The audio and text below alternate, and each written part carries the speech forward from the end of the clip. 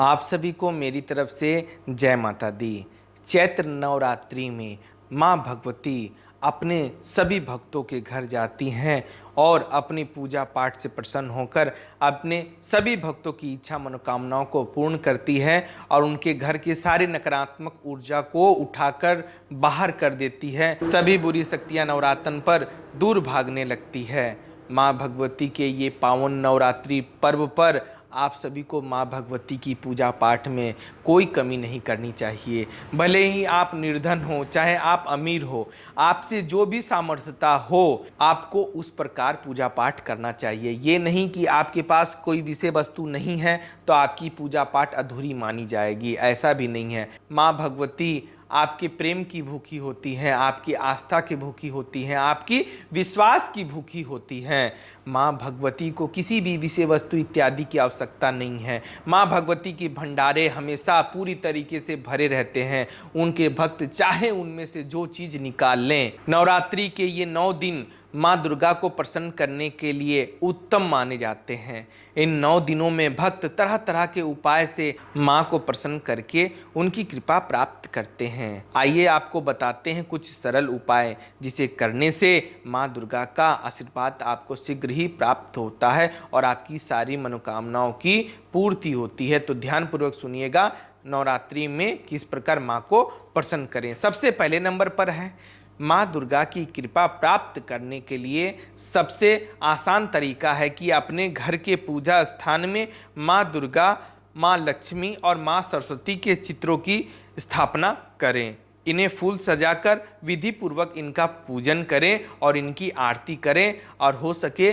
तो सप्तशती का पाठ करना बिल्कुल ना भूलें। आप जितनी देर तक पूजा करते हैं, जितनी देर तक आराधना करते हैं, जितने देर तक आप मंत्र जप करते हैं, उतनी ही आपके अंदर ऊर्जा आती है और आपके घर से या आप जहां भी इनका पाठ कर रहे हैं, इनकी पूजा कर रहे हैं, वहां से नकारात्मक ऊर्जा अपने आप ही दूर भागने लगती है।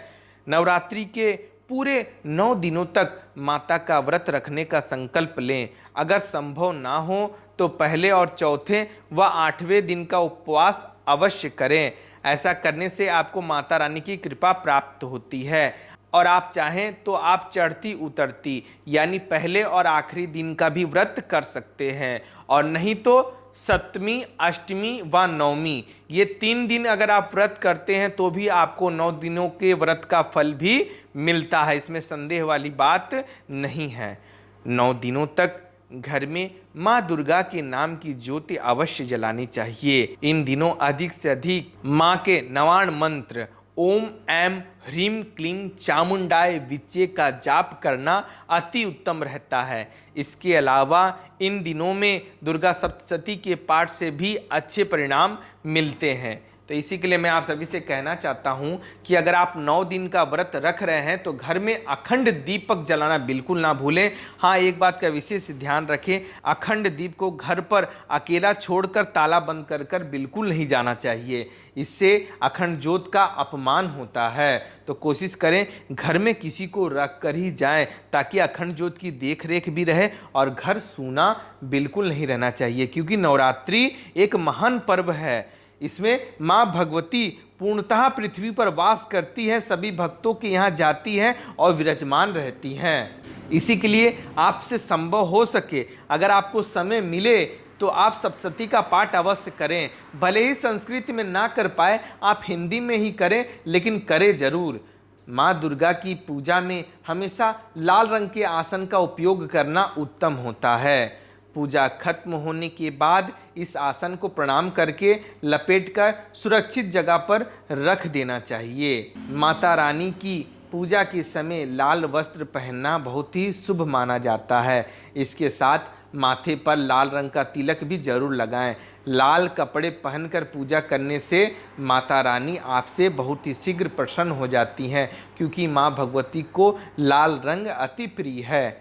माँ दुर्गा को प्रातः काल यानी भोर के समय में शहद मिला दूध अर्पित करें। पूजा के पास इसे ग्रहण करने से आत्मा और शरीर को बल की प्राप्ति भी होती है। माँ दुर्गा को प्रसन्न करने के लिए ये बेहद ही उत्तम उपाय है।